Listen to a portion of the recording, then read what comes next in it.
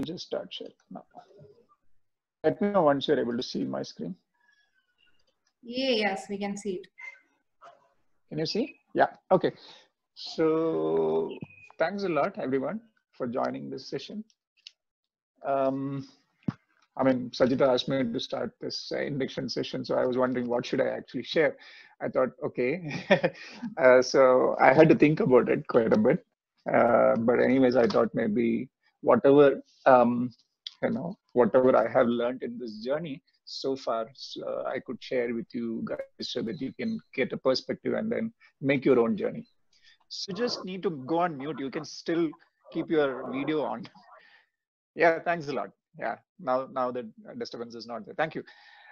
So I always got get a different, deeper meaning as to why we are doing it or whatever. So you keep. What I would suggest is keep asking this question to yourself, right?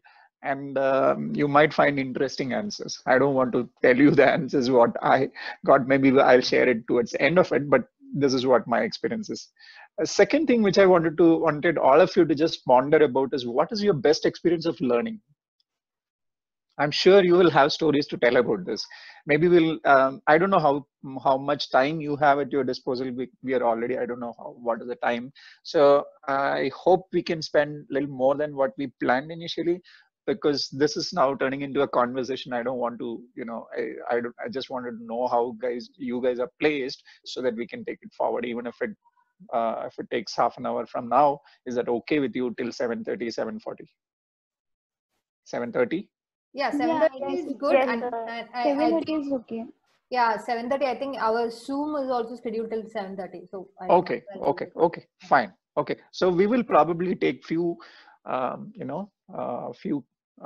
experience sharing so that we make it quick. Raju, if I can interrupt, so you Sure. didn't share yours. Why did you want to volunteer?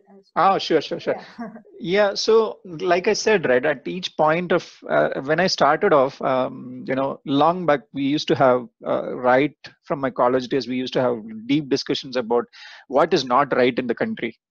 Okay, right from politics to right from the people walking on the streets, not following the traffic, not following any discipline, not following hygiene, environment, blah blah blah, everything, population, everything is wrong about this country, was my attitude, okay, at that point of time. And at that point, and I used to always have this thing where we can make a change, because this is all a vicious cycle. So if you see, unless and until something happens, you can't break this vicious cycle. Unless and until people know about what is a solution, there is no way of breaking this out. I always believed that education is one thing which can break this vicious cycle. That was my intellectual thought process at that point of time. But all that changed. I will tell you in a minute. And that's why I feel it always education is a place to start with any change. But then when I actually started getting into this in 2014, what I realized is that's all good theory, but that's not how things work. I mean, currently, if I look at right now, what makes me volunteer is there is something as a social being, right? The more I understand it, as a social being, all human beings have this deep psychological need for contribution to, a feeling of contribution. Okay, Okay. and this feeling of contribution is what makes us tick, and what makes us motivated, what makes us happy. And that's, for me at this point of time, what makes me volunteer more than anything else. Okay, Okay. and this is a journey which I've been through, and different people may pursue different things at different points of life. So yeah, welcome to the journey, and then enjoy the journey as it takes you wherever it takes you. Yeah, yeah, when you said that, I also realized, yeah, it's true for me also. And that's a need that we Yes. all have. Yeah. Yeah. So it's more of there is this public good and all that is there, but deep inside, somebody said, right, Vachika was saying that I felt happy hanging out there, right? Actually, it's more than we giving. We are actually getting more out of it, because I am being happy when I'm doing something which makes me feel I am part of this society and I am contributing to somebody and I am contributing to somebody's life and making it meaningful, etc. Right? And that is a feeling that I am deriving, and that is why I feel happy about it. And this happiness actually reflects in many other things in our life, actually speaking. Right from so in various different ways it can reflect. For instance, at my work it reflected, at my relationships, in my different relationships it started to reflect, in the way we approach things it started to reflect. From whatever I said, from the time I started volunteering, a lot of things changed. So we will talk about it little by little. We go forward. So the next question I wanted to all of you to ponder about is, what is the best experience of learning for you personally? What has been the best experience of learning? In terms of learning, when did you enjoy the most when you were learning? I mean, what kind of learning? Still not clear. Is this for me or everyone? We can hear. Yeah, we can hear. Yeah. Okay. There's maybe problem. Okay. Okay, so anybody wants to share, what was your best experience of learning as such?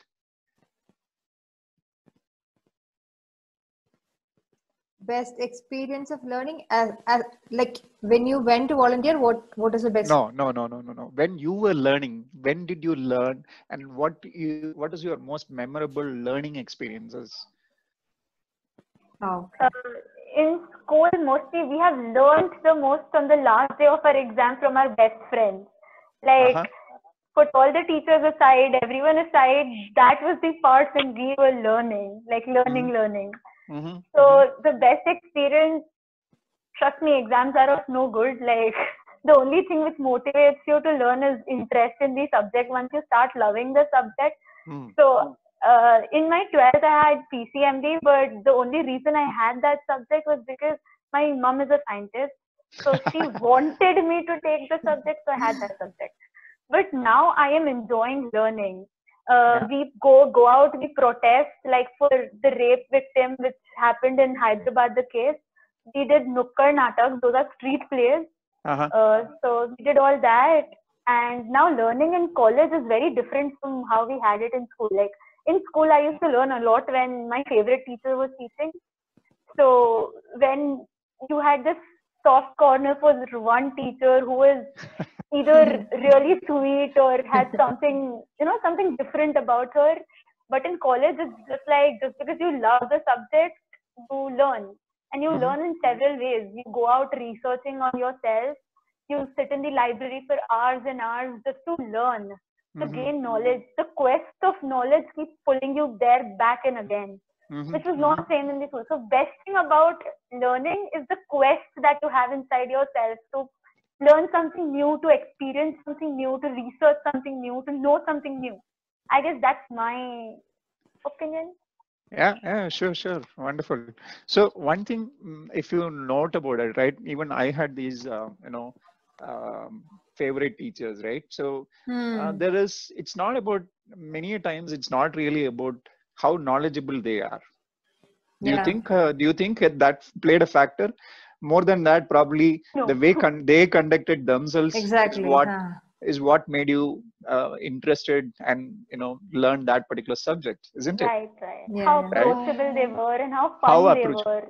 How funny they were. Yeah, I what I can remember is all my teachers who were funny, I tried to learn that a lot, that subject.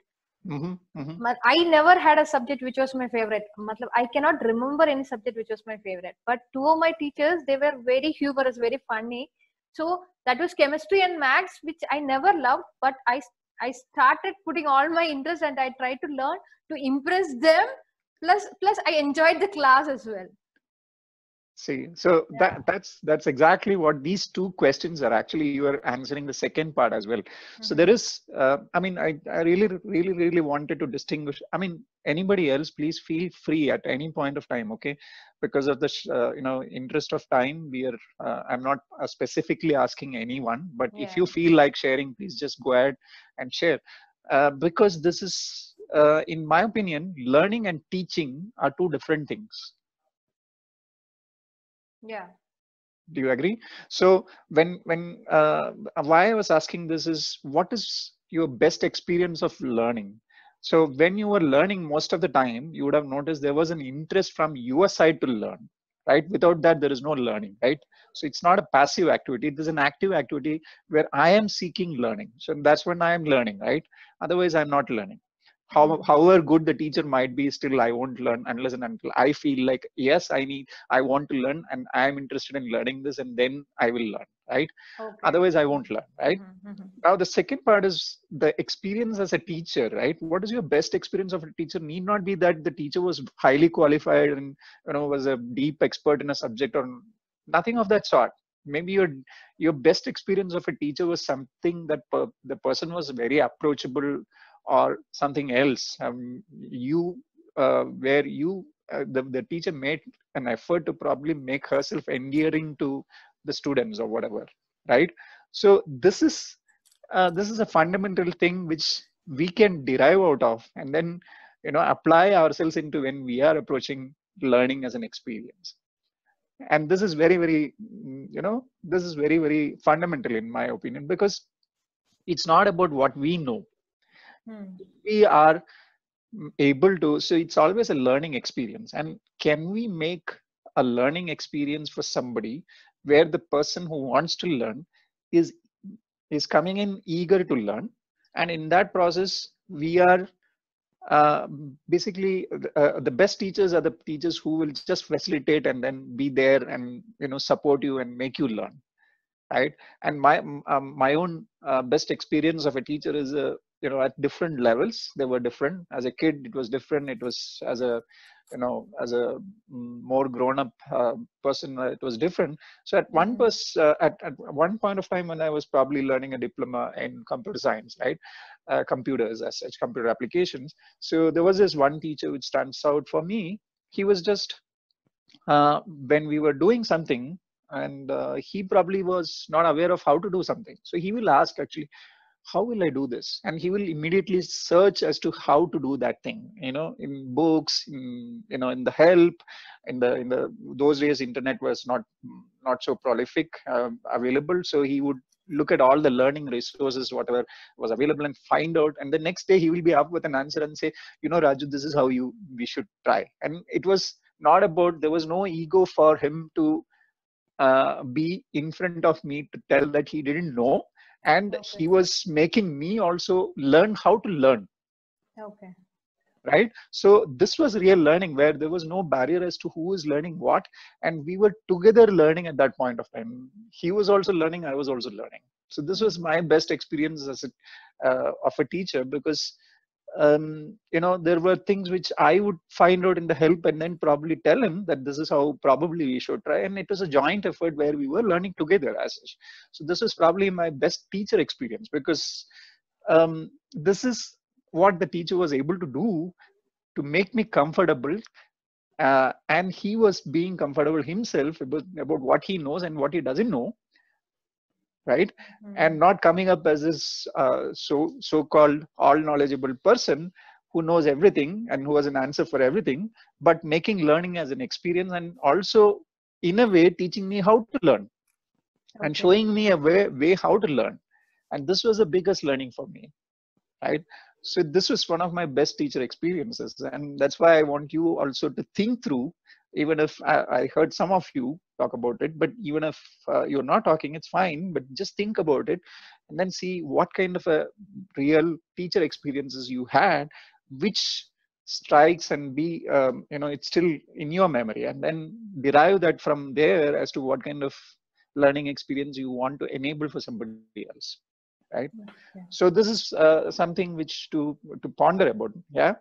And I'm not I will try not to be prescriptive here as much as possible, and these are things you as an individual can develop on yourself, and everybody has their own ways of doing it.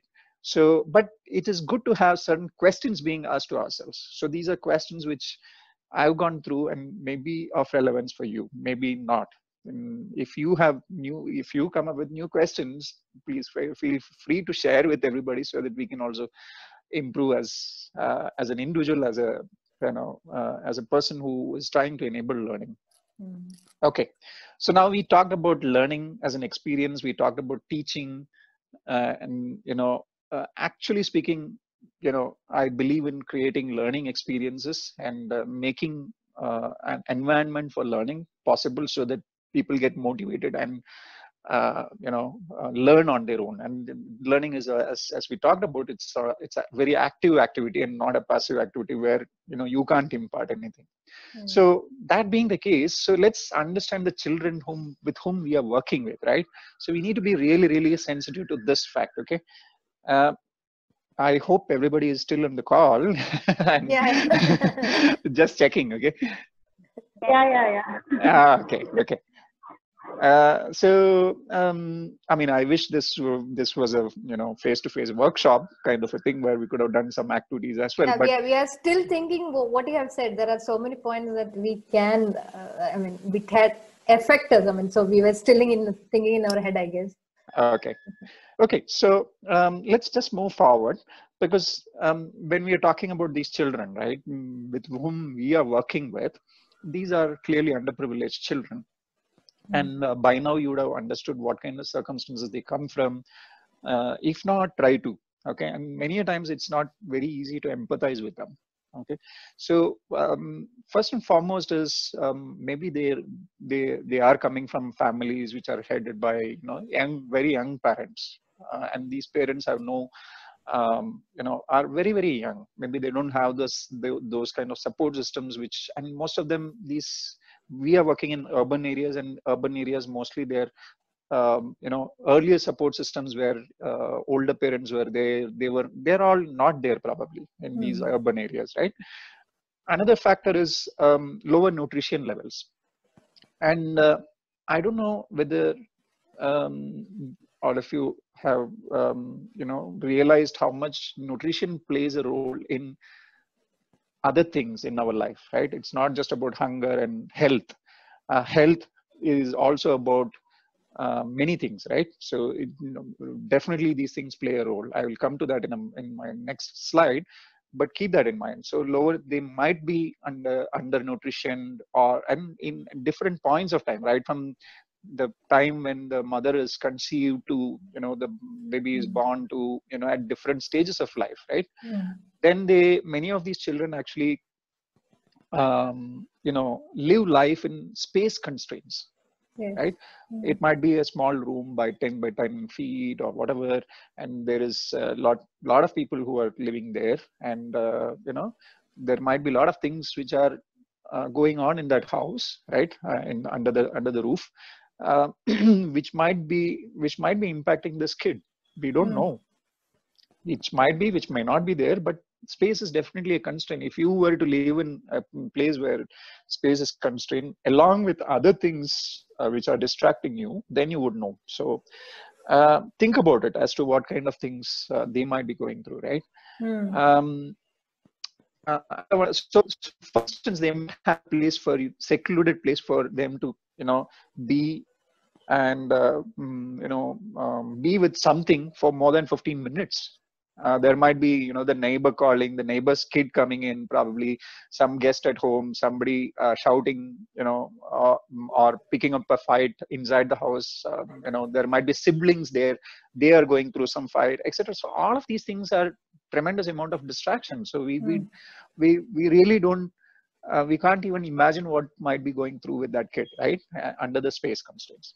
Then there could be other issues like higher rates of alcoholism, substance abuse. When I talk about substance abuse, it could be anything from smoking to pan to anything for that matter, right? Child abuse might be there. So these are not there in other families. It will be there, right? But the rates in which these can happen are fairly high in these kind of conditions, because there are different things acting over there. It's not just one thing. It's a combination of things, right?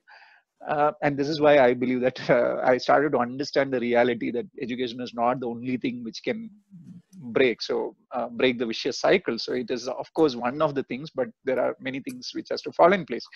But then and you could also see that there could be higher exposure for these kids to criminal justice or injustice, Okay, when I talk about criminal justice system, so they might be exposed to police, they might be exposed to all kinds of illegal active people involved in illegal activities and criminal activities and all kinds of things, right? And maybe they are also used to violations of small kinds in different forms, right? So these are all things which are happening around in their environment. And then there could be relationship issues. Maybe there could be issues with their parents, issues with their siblings. Somebody might be having strained relationships, all kinds of things you can't even imagine. So there was this kid I was working with as a mentor long back. So he wouldn't talk about his parents, okay, especially his father. He wouldn't talk about for quite some time. And I used to work with him for quite some time. After a lot of time, many months over, then he told me about his father, started to speak about his father. What I understood is that he was having a different relationship also apart from his mom. So his father never used to be at home. Maybe once in a while he will come over there, etc. So he was not very good about. He didn't feel good about, comfortable about talking about his father, right? So we don't know the kind of relationship dynamics which is going around the kid. So these are all things which will have impact in the way they think, they act, the way they behave, everything, right? So another factor is hygiene. Of course, they might be living in different kind of hygienic environments, different kinds of lower levels of hygiene. There could be different reasons for that. Maybe in terms of water is a scarcity is an issue, toilet access is an issue. The kind of habits which is being percolated has been an issue. Many things might be there, so we don't really understand them. Okay, so always try to understand where they are coming from, there what could be there, right? Why this is important is sometimes the kid might I used to wonder, in government schools many dropouts used to happen and people may not be even attending schools. So one of the days one of my the kid I was interacting with, he was saying, "No, I didn't go to school." I asked him, "What happened?" He said, "You know what, my uniform was wet and it was not dried enough and I didn't have a spare one. If I go there, my teacher will scold me. I didn't want to." Right? Now this is one way of thinking, right? We don't know what is going on behind the scenes as to what is preventing them from attending the school, what is preventing them from putting in that time. Maybe they have to go through some chores at home which they have to attend to. We really don't know. So just whenever they behave the way they behave, we need to be really sensitive about all these things, so that the way we react or respond to these behaviors make or break their participation further in any kind of system. And that's where we need to be really sensitive. So there's no prescribed means, but what I'm trying to say is try to empathize with these kids. And maybe we don't know probably why they are behaving the way they are behaving. There could be strong reasons. So be sensitive towards that, right? Yeah. Anybody wants to share anything, please feel free. Yeah, the last slide, Raju. Yeah. Yeah, again, I wanted to repeat that point. There must be some reason that why they are behaving in a certain way. Yeah. So the main thing, what I can from your slide, this is the space constraint. It's a very valid thing over there. I mean, it's an urban slum. The Shikaripala, where we teach, it is an urban slum, and the space constraint is one of the most limiting factor. Most limiting factor there. And there are many families who are living on the makeshift houses, and they are living on. They're just putting their houses on the side of the drainage. And like you said, the substance abuse. There is a huge dump yard over there where the people come and just dump things, and they are just living on that. They are just living on the side of that. There's a lake which is there, but that is completely polluted. And the children, they are just playing. It's in and around that areas. So our kids, if you think that if the normal kids, the other kids that we see in other areas, if they go and play over there for even for 1 hour, they will catch all kind of diseases. But I think they have developed a natural immunity, so we wonder how they such conditions. Right. Yeah, lower nutrition level. There are many families. Some are settled, but there are many families who are going through the lower nutrition level, headed by young parents. In one of the classes, to one of the parents when I was talking, she passed her SSC in 2004, and her eldest child is studying in 10th standard right now. She already has 4 children.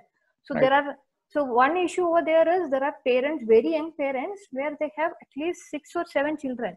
Yep. So they are not able to satisfy their, basic food, basic education. They are not able to impart to these children because the number of children in each family is 6 or 7. And, and the eldest one is taking care of the youngest one. Right. That is one of the most painful things to see. When these kids come to the class, they have a children on their hand. Right, so the eldest one is taking care of the youngest. So where they will get the time to study or to have some time or enjoy or anything. So right. So why they behave the way they behave, etc. We can't even imagine. Okay, so these might be, many of these habits are the kind of behavior right from families also might be driven by certain factors. For instance, right, if you are in a village, the more children you have, more people are there to manage your farm. Right. There's more money at your disposal. There's more earning at home. Right. This is one way people used to think long back. Right. Especially in the village areas. If you apply that into urban areas, it's a mess actually. Right. And even in the village area, it is a mess. But because the nature of our economy and the nature of the system that we are in, it has changed, has been changing, is changing. Right. People don't understand this, and it's not easy for us to change all these things in one go, right? So we have to be really, really empathetic to those children who are coming from those backgrounds. Unless we are able to relate to it, we will never understand them, and then we'll scare them off. I think that will not make them comfortable, so there will not be a learning experience for them.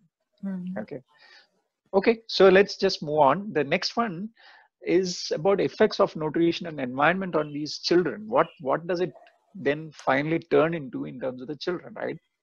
So so if you really look at the current lot of children, especially in our families, if you see, they're very, very smart. Do you agree? More smarter than we are? Yeah. Yeah. What do you think is the reason? Surrounding. Yeah, surrounding for sure. Then what else?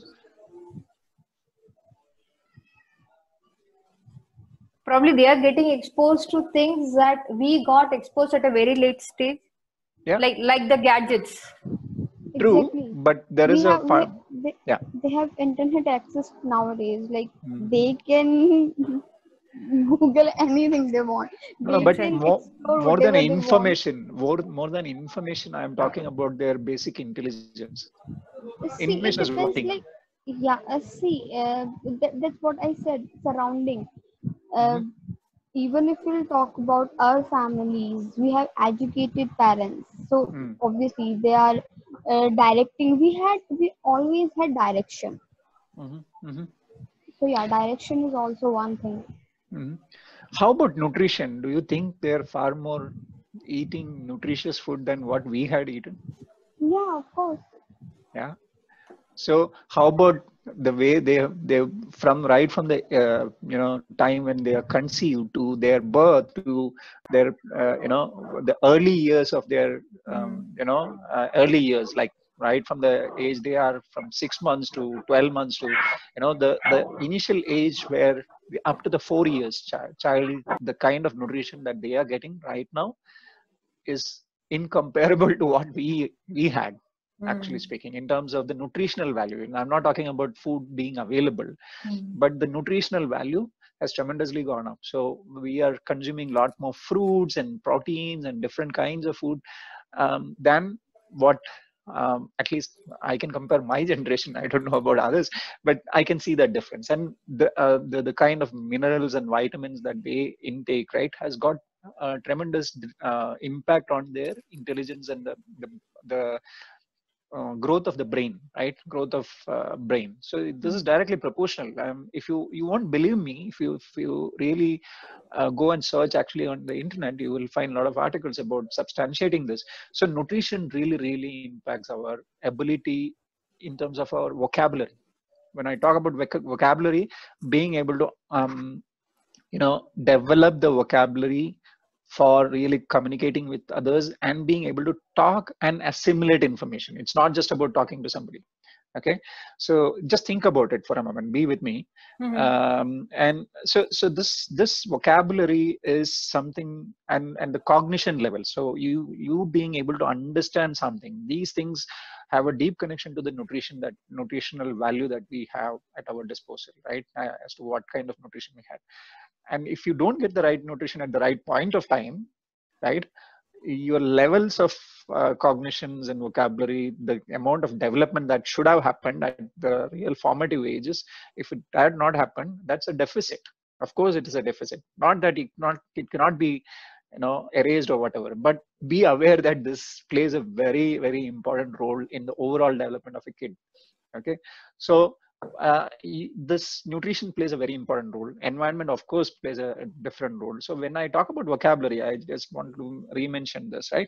So it's, for instance, let's say a kid is actually, feeling angry. Okay, so I mean, he is doing things which displays anger. His basic emotion may not be really anger. It might be actually hunger, or it could be disappointment, but he will express it as anger. Okay, these are two different things. Actually, being hungry and being angry are two different things.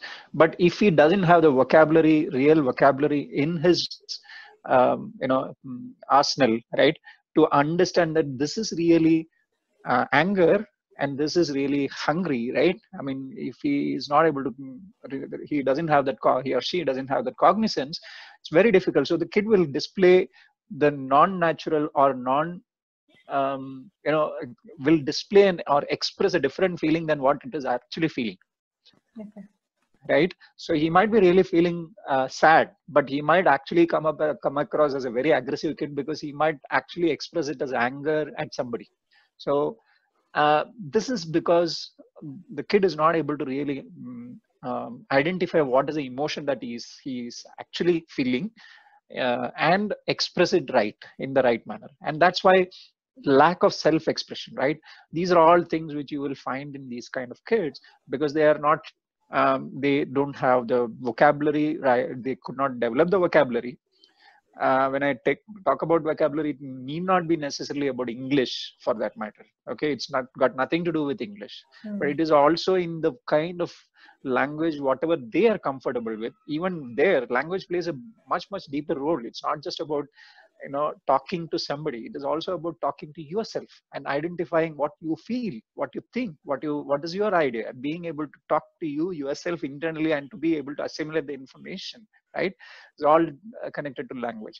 So, and this language development of this is very important. And if it's not sufficiently developed, this can lead to expression even in us. I mean, even in adults, I feel that this is the most important thing, which is important. Many of us ourselves, we don't really know many a times as to express the right feeling and the express it the right way, in the right forum, in the right manner, right? And this is again part of our education, in the sense not about the academic education but more fundamental, where we learned how to express ourselves.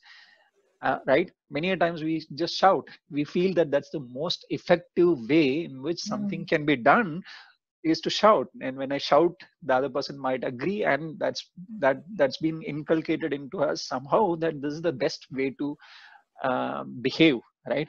It's not that we don't know how else to behave. We might know, but we behave that way because we think that that's the most effective mechanism, probably. In some cases, that maybe other ways of behavior is not really developed. So these are all, very deep, deep,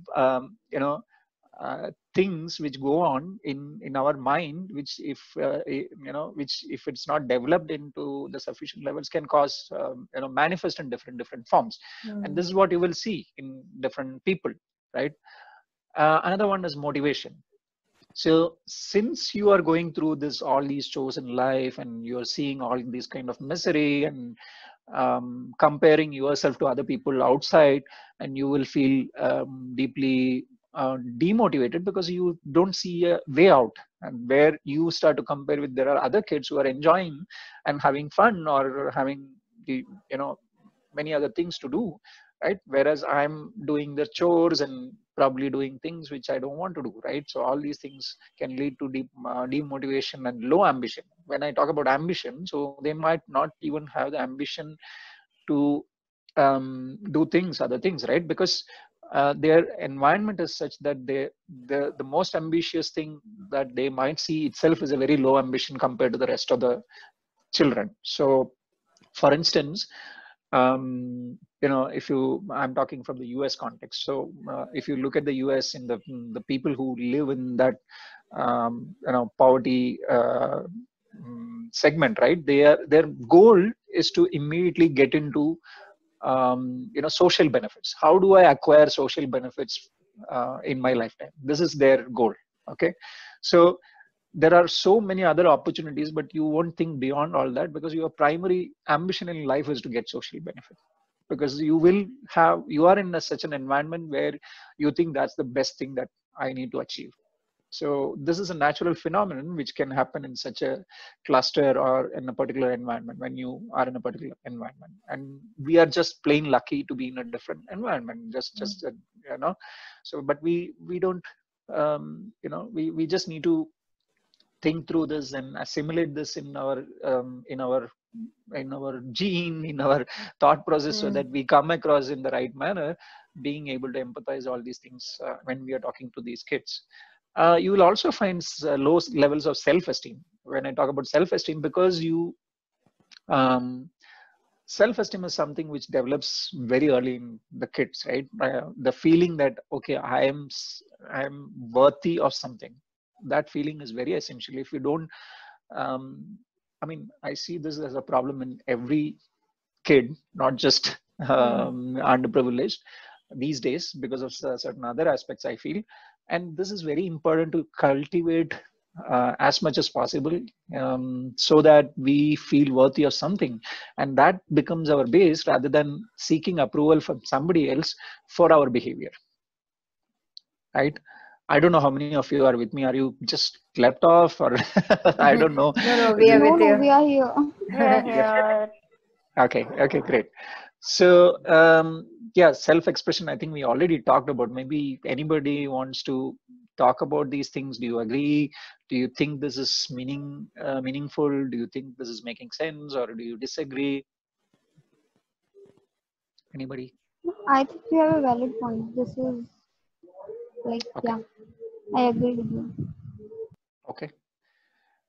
Okay, so let's move on to the next one. So coming from all these contexts, right? Just think about what kind of skills are important really in this kind of situation, right? What do you think is the most important thing that makes or breaks? I think the very first thing, according to me, we really need to develop we really need to boost the self-confidence at the very first place. So this is what I feel. Let others say. Sure. Okay. So, patience. Sorry? We have to be patient also. उनको patience के साथ ही उनको teach करना है, उनको समझाना है in every respect, right? So Raju, you are asking what skills are important for teachers, right? No. I'm not talking about teachers. Actually speaking, what do you think? So this is a context, right? Especially for these children, actually for all of us in our life, what kind of skills have been more important, really speaking? Think about it. Yeah. Communication skills. Absolutely. Very important. Absolutely. Bang on. Yeah. What else?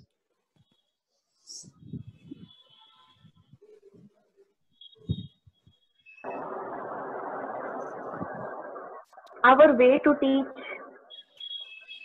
Yeah, I think Neha, what you can think of is not just about teaching. I'm talking about in general, right?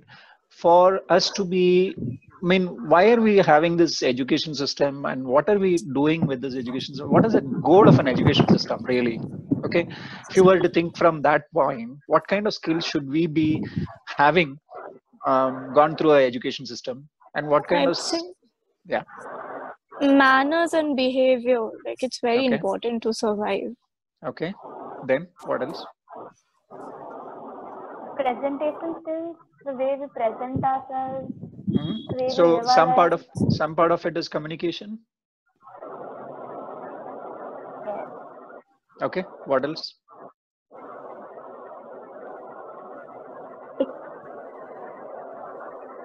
We Going need to in be. a Yeah, go ahead. right direction is required. Okay, right direction. Okay, then what else? We need to be kind. Yeah, sure. Okay, okay. So I'm just putting my thoughts. Okay, there are no right or wrong answers here. Okay, but the point is, if you really look at communication, right, this is a very essential skill that we need to develop, right? If you really look at ourselves, what we are doing, I mean, the people who are working in some sort of industry, right, be it teaching, be it in IT. I thought when I was entering the IT, all I need to know is just code, right? This is what I entered 20 years back, and when I came in, I realized in 2 years is of no use.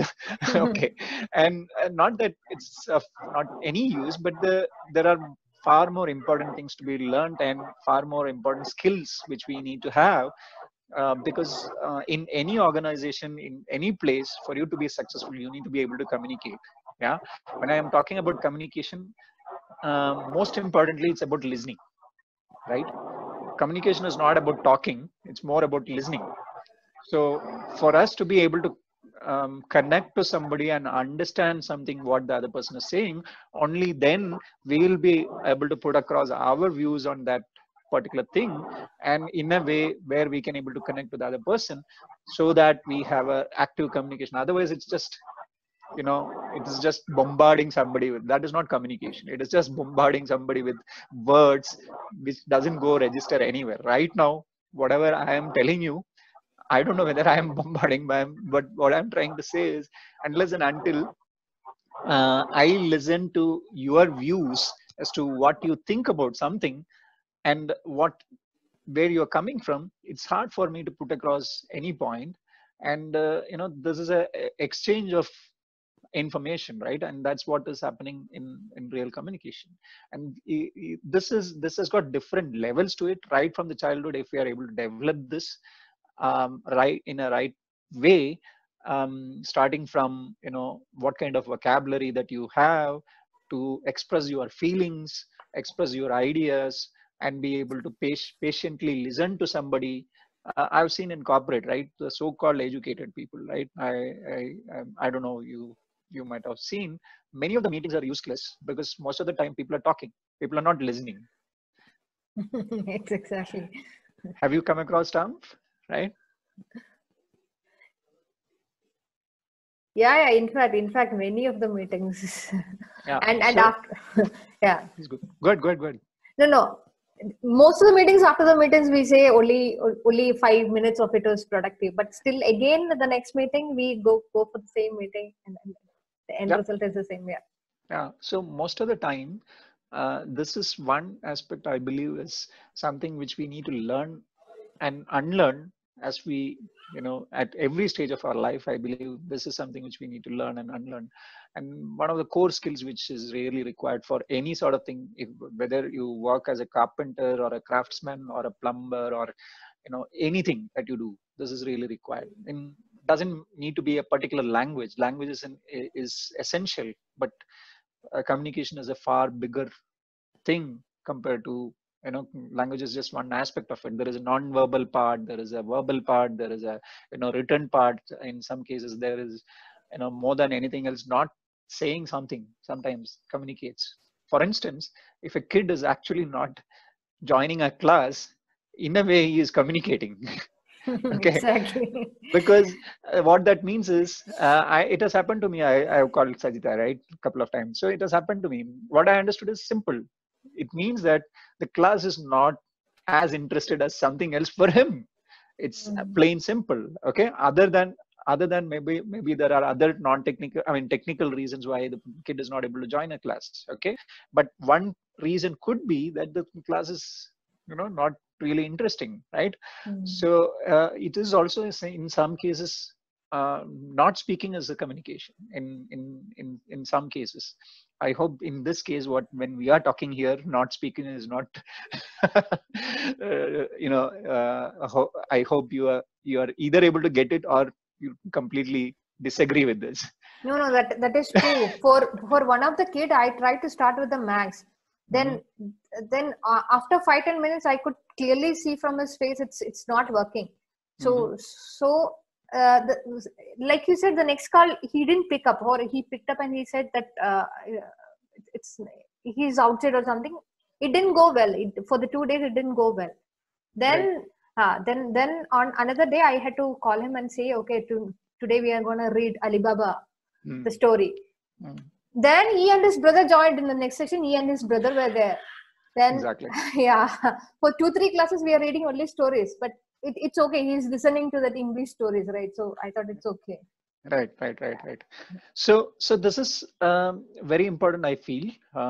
Some of the other things is, see, when we talk about self, so this is also, if you really look at some of the learning systems abroad, right? Not just here. If you go to the, especially the European countries like Sweden, Norway, Finland, I mean, these kind of countries, right? What they do is even in US to a good extent, the early days of studies, right, is mostly fun, craft, doing something at school. First step is to make sure that the kid goes to school and kid is motivated to go to school. That's the first step.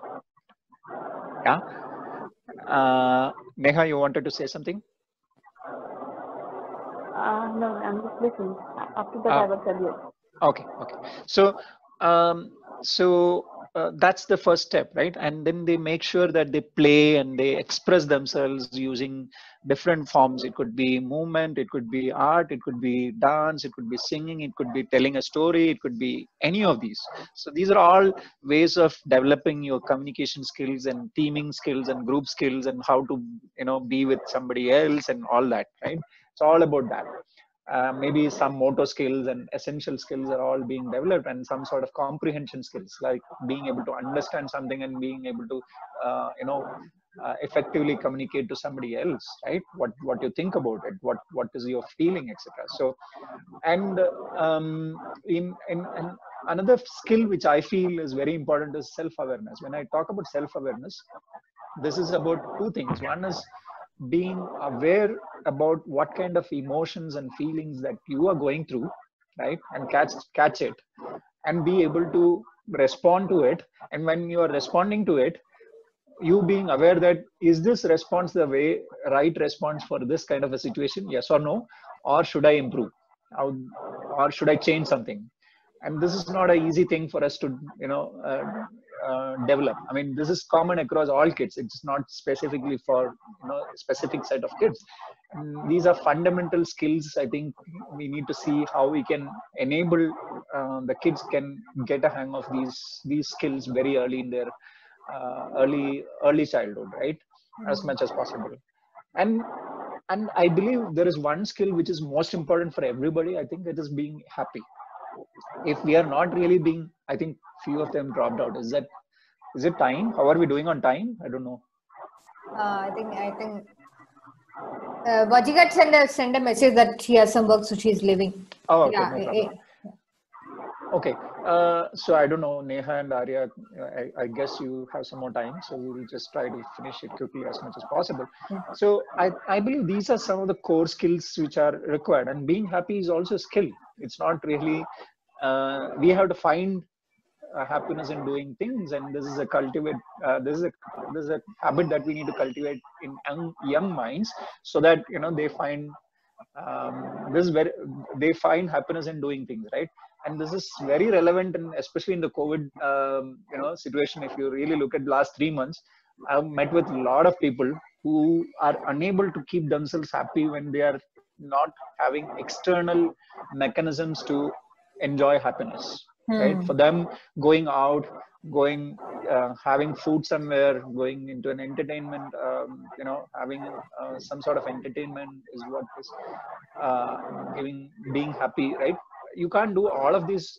These are all essential. At the same time, being happy is a way you can develop being happy with yourself first, and that's fundamental in nature. So I think these are very important skills that we need to see how we can develop in kids. And the most important thing, everything else, learning how to learn. I think if we are able to do this, then once the kid generates interest in something, they will figure out how to learn, right? So learning how to learn, I believe, is an important skill that we need to see how we can learn. Right? And these are some things which I feel are fundamental in nature, which we need to see, and focus upon.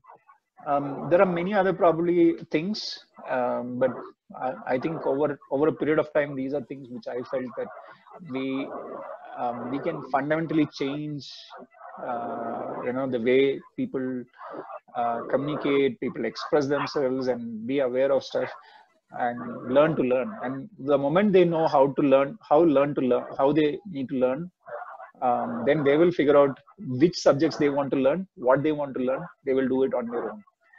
And how do we teach them? How do we teach them all this? Yeah.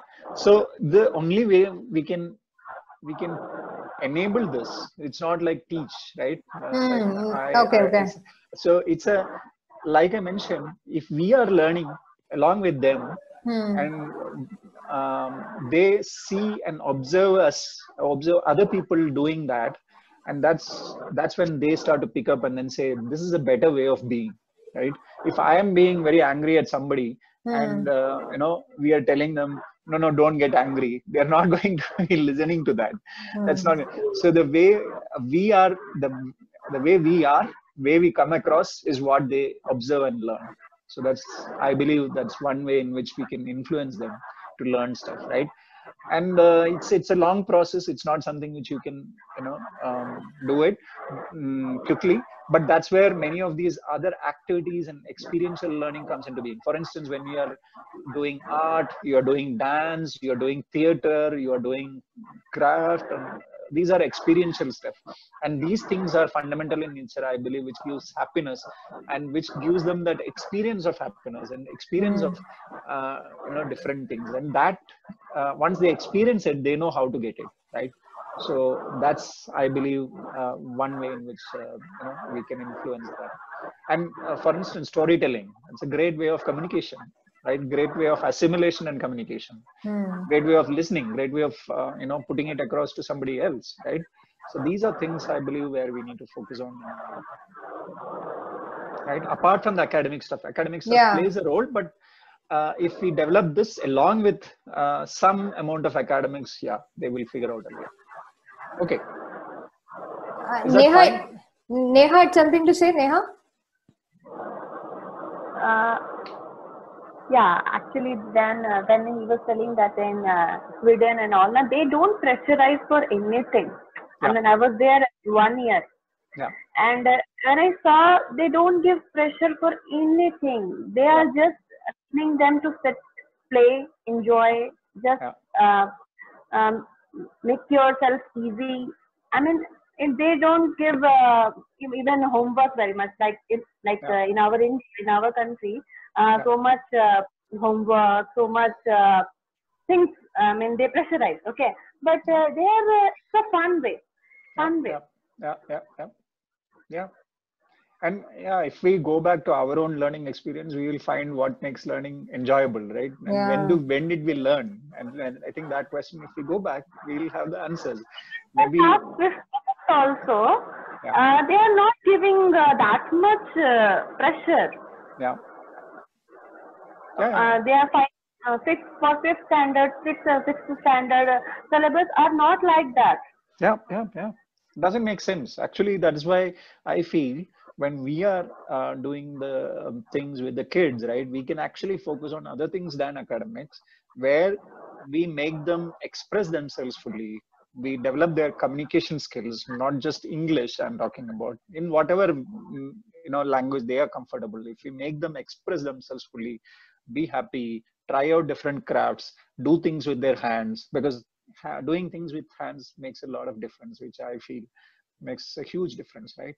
So these things make a big difference, in my opinion. So yeah, we will see how we can along the way, as we make this journey, we can see how we can do it, right?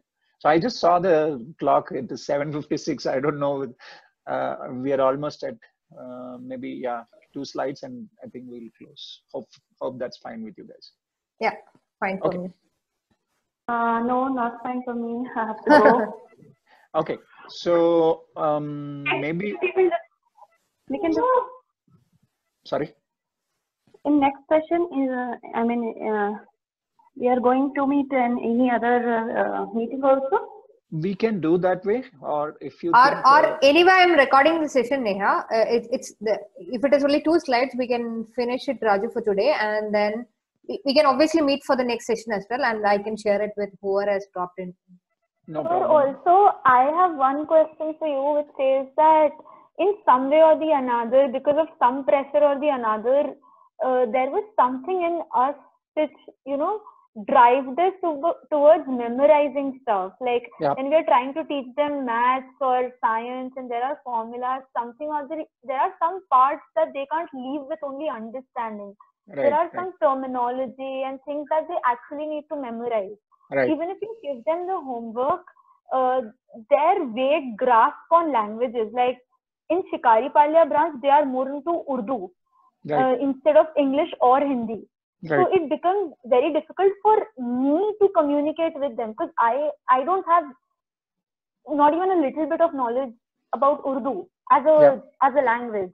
Yeah. So how to make sure that they actually remember, because there are times when I have to teach. I have taught one topic for more than 4 to 5 days. They have understood the concept. They have understood what it is about. But when you tell them that this is the terminology, like who are carnivores and who are omnivores, and when you ask them to learn that or remember the non-veg eaters are the carnivores and the ones that eat everything are omnivores and the herbivores are the ones that eat. So they don't remember the terms at all. Right. Is there any fun way, or is there any way that would encourage them to memorize it? Because that's one thing which is in their hands. Yeah, fantastic question. So it goes back to the same thing that we talked about, right? In terms of vocabulary, right? So it's not easy for them, for many of the children, to grasp it quickly, because their range of vocabulary might be limited. See, it was easy for us because maybe our parents, our uncles and aunts, and our sisters, everywhere, they were already talking certain terms, etc., which are easy for us to pick up in our early life, and that way we learned a lot more faster, right? And so there is only one way I can talk about it. One is, if they understood it in Urdu, right? That's the first step, right? That's what we can make sure that what it means to be a Mansahari or Shakahari or whatever it is, right? And make sure that understanding is there, right? And later comes your carnivores or the specific terminology, right? What you can do is to be able to create some kind of pictures which connects the term to the picture. That's the only mechanism that you can try out. Sure, but when you're talking about the cells and the parts of cells and then chlorophyll, photosynthesis and all that, it was difficult for us to picturize it. Correct. How should we make them to picturize something which can only be witnessed under microscopes and Correct. Excellent question. Okay, so I have dealt with this question. So one way is to actually show them videos on how it looks under a microscope. What is a microscope? Maybe even if we don't show a microscope, at least if we can show a magnifying glass, saying that, whatever you see here now gets magnified and you can see them bigger, right? That's the first step. So you have to go multiple steps. You can't go in one step, because there are a lot of things which are missing in between, right? So you have to first, you cannot do like what you can do with normal children, right? Because there is a lot of gap over there. So first thing is to see and make them experience what does it mean to magnify something and see, first of all. Okay. And there are to introduce them to different different gadgets which helps in magnifying things at different levels, right? And then people don't understand, I mean, if the kids don't understand the distance and size, etc., right, it is hard for them to imagine. So but you can still show them how it looks like under a microscope. What does a microscope look like? How does it look like under a microscope, etc.? So those are things which we can explore. I don't know whether it will work. I have tried this because I was talking in one of the classes, they started talking about virus, okay, coronavirus. I was completely unprepared as to what is it. Okay. And the only thing I could do is okay, let's do a Google, and I showed some pictures of virus. This is how it looks like, but it's hard for them to really experience that, because they don't understand the concept of magnification, right? Now for you to you can just tell them these are very small in small in size, etc. You can't see them, but how can you see them, right? There itself there is a contradiction. So you have to go step by step. You'll have to say, okay, like you see an insect which is magnified under a lens, and then you can see them much bigger, right? Like this, there are many other gadgets which help you to see, which things which are far more smaller in size, which are small, which are things which are far smaller, right? That's the way to go about it. And it is probably not going to be very easy. So just be aware of that, and we can do our best in creative, and there might be more creative mechanisms of doing that. We will have to. This is where our creativity is examined, and I believe this is what my next slide is about. What is a net for me? Last question. Sorry. Yeah, please. Last question on my end. Sure. Sir, the kids I have been teaching, they are presently in 7th grade, and as soon as the lockdown gets over, they will be moving into 8th. And right now, I have been teaching the first page of the first chapter from 7th grade. I have not even touched the syllabus of 8th. Like, my idea was I would brush this up and I would move further. But as I told you about the difficulties that, like, them in grasping and understanding what the concept is about and what the terminology is about. So should we focus on the portions which are to be covered in their schools, or should we just focus on the basic learning? Not really required. I think you can focus on the basics. You can start where you think is the appropriate level, because at the end of it, what is our effort, right? That's why I said develop. If we are able to develop the core skills, which is around communication, developing a vocabulary in their own language, whichever language, right? To be able to grasp things. If we talk anything else which is of 8th standard syllabus or 7th standard syllabus, the kid is not going to be able to understand it.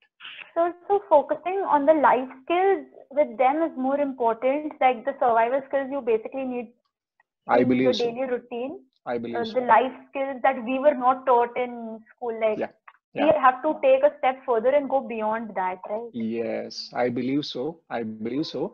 And how to do this is very challenging. It's not so going to be easy. So we'll have to engage them and then see how we can, do this. All volunteers have taken up this challenge, sir. So it's no more a challenge for us. That's absolutely. One thing I assure you. Wonderful. This is what I want. This is the spirit that we need.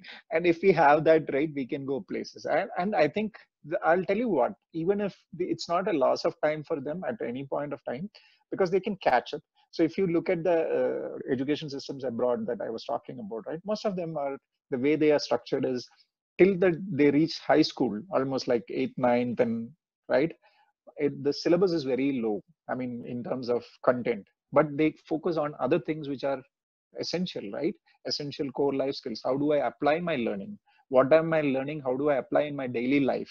Like things like counting money, counting accounting my, or recognizing the bus number or the phone number, recognizing the colors, what do they mean, the traffic signals, things like that. How do I call 911, right? The emergency stuff. How do I, how does this solar system looks like? I mean, where do we get our food from? How do we grow them, right? And maybe giving an experience of that, just asking them to seed something and watch it grow, and then see, there are things which are happening which is not there. So for instance, photosynthesis, instead of making them learn whatever, you can actually ask them to seed a plant and keep it in dark without any exposure to light, and keep a plant which is outside, which is exposed to sunlight, and then ask him to observe it for some time, right? The one which should be inside will die off, right? Since it's not exposed to light. So this is probably a practical mechanism of learning, and that from there you can then introduce the next concept. So we'll have to probably go much slower than what we would go otherwise, right? So, and I believe these are fundamental things which needs to go into the children, even for the other children, right? Also need this kind of stuff, because we are actually stuffing them a lot of things which doesn't make sense, in my opinion. Yeah, we are actually. It's like, for us, how it feels like someone would talk to us in Chinese. Yeah. The same way these kids must be feeling when we talk to them in English. Absolutely. But for us, probably English have been the what is it, default language for many of us. But for these kids, it must be feeling like Chinese. So we used to keep wondering why even the simple words they are not able to do it. But for them, it is difficult. So right, even in Hindi, I'm telling you, even in Hindi, they might not be exposed to certain Hindi words as well, because like I said, those might be difficult for those kids. So it's not going to be easy, but slowly we'll have to introduce those through stories or other means, and make them learn those basic skills of comprehension and being able to communicate and ask questions and feeling confident, and then all these things, so that they will be able to learn. Once they are disconnected, so this is a time when they get disconnected, where in the school somebody is talking certain certain terms, certain things which I'm not able to get, I'm not able to assimilate. So then I get switched off, and then whatever you do, it's all adding to the whole thing. Like, okay, it's not at all registering, it's not at all registering, it's going to the next standard. Doesn't make any sense. So we have to just slow it down, make sure that the fundamentals are there, and those things are important. And if you really look at it, tell me how much of whatever we learned in school we are applying today, and compared to what the life skills that we talked about in terms of communication and expression, and collaborating with other people, and all these things, and learning how to learn, right? So I think this basic things, like Arya, you said, like if they are able to understand in Urdu the basic concept, then that is a success. I mean, that is a success. Yeah, that is a success. And we will come back to this carnivorous, etc., and all these terminology. We can come back, right? And maybe we don't need to force upon them. The moment they are able to write stories in a different language, or even first of all in their own language, if they are able to really assimilate a story and tell a story back, act a story back, this is the first success, I believe, because then they are able to express themselves fully, and they are able to assimilate what you are saying. That's the first level, and then we can build upon all the rest of the things.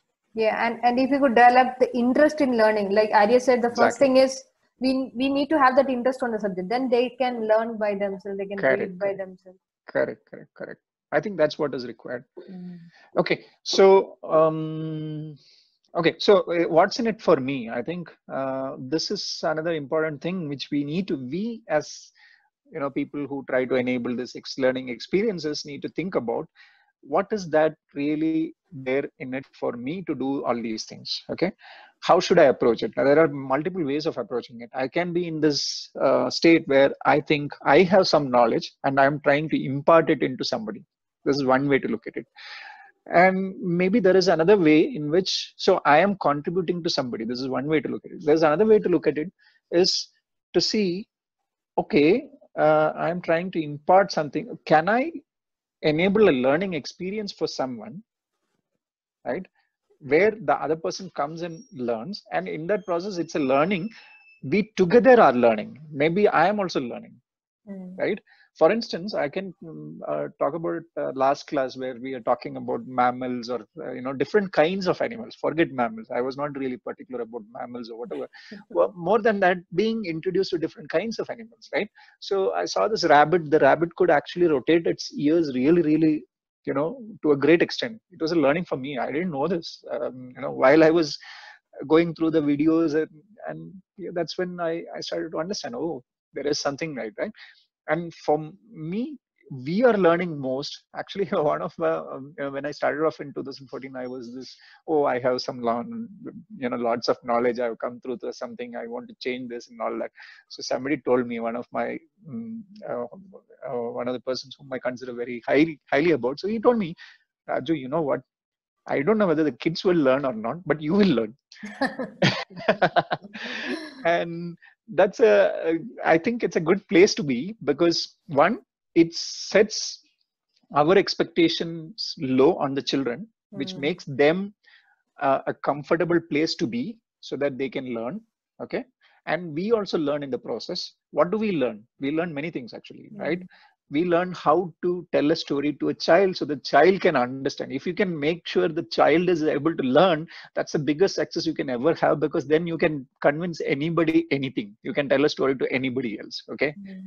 And be it in your career, be it wherever, in whatever kind of professions you are dealing with, you will be able to communicate effectively to anybody else. That's what I believe, because whether you are doing a startup, you want to, create a business proposal and pitch it to somebody, you need a story which you are able to communicate effectively, whatever big it is, right? So this is a learning for us. And in my opinion, we are the biggest beneficiaries of this, because we are learning every session. If we go with that intention, we will be able to learn a lot. I always believe that that's a good stand or good context to be for us to be in, so that we can approach this in a manner where we will not get frustrated, and we will not make the children get frustrated, and we'll enable their learning, actually speaking, right? That's where there will be learning, I believe. So that's why it's better to distinguish teaching versus learning. I think we focus on learning, either we learning and we making an environment for other people to learn, right? And this eternal question of who's learning, maybe sometimes we are learning from what they are saying, where they are not saying. They are communicating the way they are doing. For instance, this picture here, right? If you see this, this is a kid's picture. Okay. So I do painting, right? You know what? When we are a kid, we are told to paint a sky blue, right? If I paint a sky with some other color, then somebody will say, oh, what kind of, is this sky? Okay, this must be blue, isn't it? Right? So this is how we influence their or stop their creativity, right? There's nothing which is stopping a sky from being yellow or red or whatever, depending on the kind of light which is available. But we try to create this creativity when late in life, when you get into arts college, people will say, try to observe what you are actually seeing and try to capture that, rather than thinking what is sky and then trying to put that color over there. Okay. Right? This is exactly what is taught in art school, if you really look at it, right? Okay. So, one of these famous artists like Picasso, right? He made this famous statement where he says, it took me 4 years to paint like Raphael. Raphael is another painter, a realist painter. It took me 30 years to paint like a child. Oh. Okay. 30 years or a lifetime to paint like a child, because the child doesn't have any of those fixedness as to this has to be like this has to be that color, this has to be that color. Nothing like that. So we are learning probably from them. We can learn a lot from them if we are really interested in learning. So we have to be interested in learning, then we can learn from them as much as they learning from us, or maybe much more than they learning from us. I believe we will be able to learn to be happy, to be very creative, to be able to let go of things. There are a number of things we can keep on learning from them. So who is learning? Be really present to who is learning. right? And what do I get out of all these things? Deep underneath, I think you will just be happy. In my opinion, we will just be happy if we are really, in this journey, if we can just be happy. That's the biggest benefit. I mean, the other painting, you can just go through it at your leisure. I can send it across. It's drawn by a 8th standard kid, and look at what the kid has captured. Really, I mean, amazing. Which one? The one at the bottom, you can see this corona stuff. It's actually based on corona. So 3rd March, March 2020, that's when the corona is attacking the earth, if you see that over there. Right? And what you should do, this is from a 8th standard. Yeah, from an 8th standard kid. Okay. Oh, I thought you took it from some newspaper. No. This is one of my friend's kid who had drawn this. Okay. So the one on the right I picked up from internet, but look at the way it is done, right? With just abandon. There is no rules or anything which has come across there. And look how beautiful it looks like. There is a blue cloud and a white cloud and a red sun and a yellow sky and all kinds of colors in the buildings and everything, right? I mean, it's amazing. I mean, so are we really teaching them and unlearning them? It's like they already know a lot of stuff and we are teaching and we are making it complicated, or we are actually I think so. So it's for us unlearning and making them maybe not go through the kind of learning we went through, I think, or the kind of fixedness that we went through. We just need to enable them to realize their full potential. That's what if we can do, that will be real learning, in my opinion. So that they really come across as what they are really in terms of their potential, right? So what do I get? I think, think through this, and these are few things which you can keep in mind as you're going through this. These are some of the things which helps, some of the things which we need to be careful about. These are very practical things which have come across over a period of time. One is, of course, we need a lot of patience, because it's not something which is going to be done in a day or whatever. You need to really be patient. Okay, it's a process. Don't worry about the outcomes. Outcomes will come automatically. It will come over a period of time, right? And talk to your fellow volunteers. You will feel frustrated at point in time, and never feel alone. Feel free to reach out to people, talk to them, and prepare for every session, but be flexible. I mean, prepare, go with an objective, but you may reach somewhere else, and be ready to go that journey. And it's that will be, we can't be really stubborn about what we wanted to teach them or be in that learning experience, and be in that be flexible to learn and create a learning experience for them. That's more important, I think. And do reflect after the session as to what went well and what didn't go well, probably where the kids were interested, where were we able, where did we lose them, where did we get them, what did they get, what probably didn't register in them, etc. Reflect about it, and see how we can be more creative next time, so that we improve over a period of time. And this improvement is not just in this aspect. I think these improvements will show up in every aspect of your life. So just be free to experiment. And I think this is a great opportunity to develop a lot of our skills, whatever we lack, right? Many things we can learn. And focus on core skills. I believe those are core skills which needs to be there. If those are there, everything else can be built. But if the foundation is not there, it's very difficult for anything else to be built. Be careful. Things to be careful. Religious sentiments, sensitivities, etc. will be there in every community, every children's families, right? So be very sensitive about when you are, talking about any content, anything, right? Which are religious in nature. Then relationships. It's not so we don't know what kind of relationships they have in their family, etc. So be sensitive, be careful, double careful, right? Transactions. Don't make your relationships transactional in terms of, like, for instance, I wouldn't suggest you not to be in this gifting mode and things like that, right? You can do it, but at the same time have a clear cut means to do it, because there are a lot of things at play, because there might be kids might compare with other kids might compare with other volunteers, kids might compare with different things, right? All kinds of things can happen. So it's good to not make it transactional in nature, any relationship. So I think we need to talk to Harsha to actually set a guideline as to what is allowed and what is not allowed. Seriously, I mean, it's required. So because people may not be aware of these things, right? Because they might feel that, oh, okay, there's a birthday, let's do something, etc. So all these has impact on other things, right? Then hygiene is something which is a very sensitive topic, although we need to inculcate hygiene, but at the same time it's a very sensitive topic due to other reasons of other constraints that they have in their environment and other things, right? So when you bring up these topics, be very sensitive, bring it up, and in a very you need to be really able to understand what is going on and what is possible, what is not possible. There are things which will not be possible, so please be sensitive. And be very, very careful about talking to parents. As much as possible, don't talk to parents because the kids will then stop talking to you. So, right?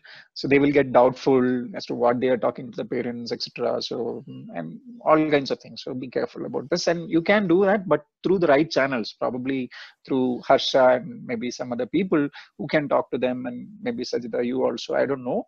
So, but teachers directly getting into talking to the parents has its own issues, right? So we have to be careful about it. And the last one, I just these are things in mind. And the picture on the right is something which is it's a ceramic art done by I think it's called the person is called Shakunaga. Is a very famous ceramic artist.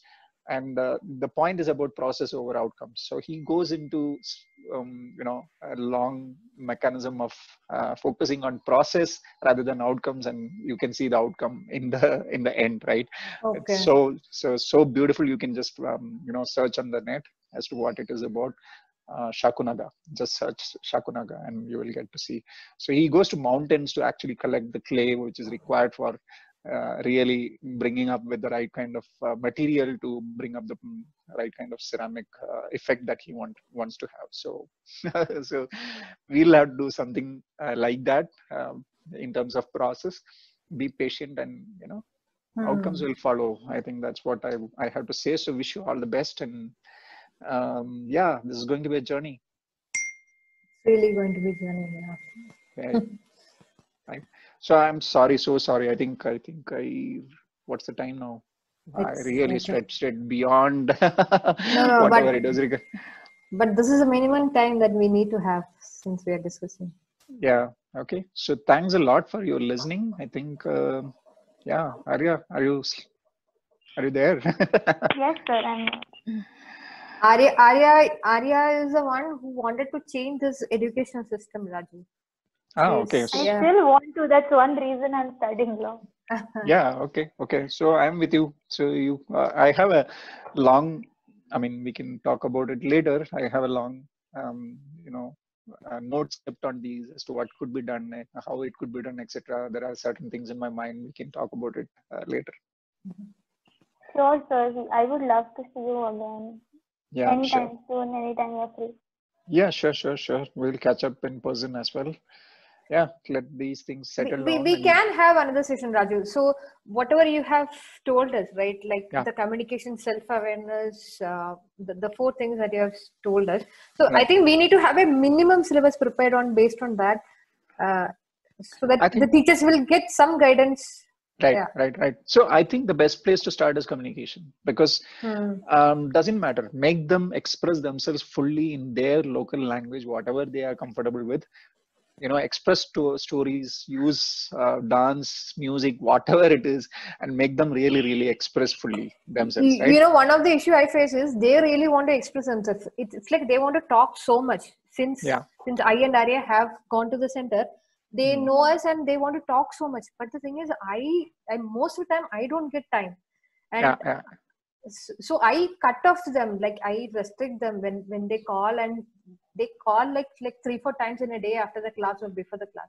No, but I think you need to set timings. Yeah. See, this doesn't mean that you allow a free flow talk, right? What it means is you need to give them activities which will make them express a certain topic about a certain thing, right? Okay. It is not about some random thing. So it's about assimilating, being able to, let's say, about reading one story and being able to read out the story or express that story the way they understood it, right?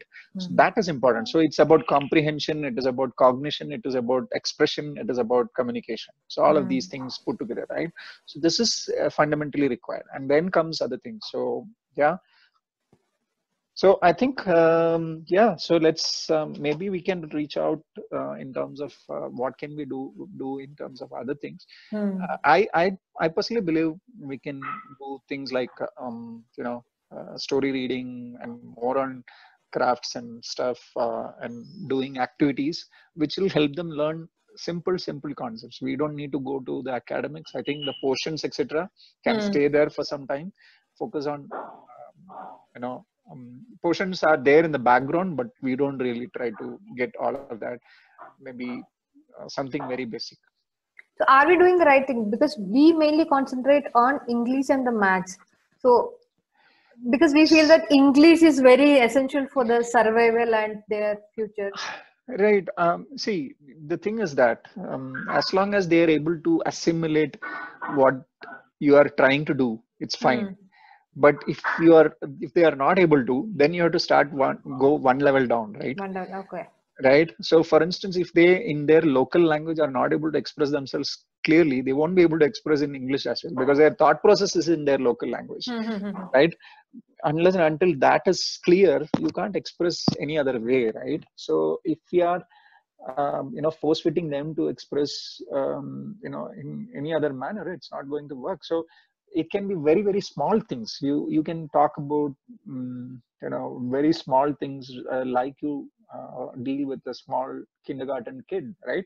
So we can even go to that level, and then little by little, right? Over a period of time, they will come up. I mean, it's not going to be like you can start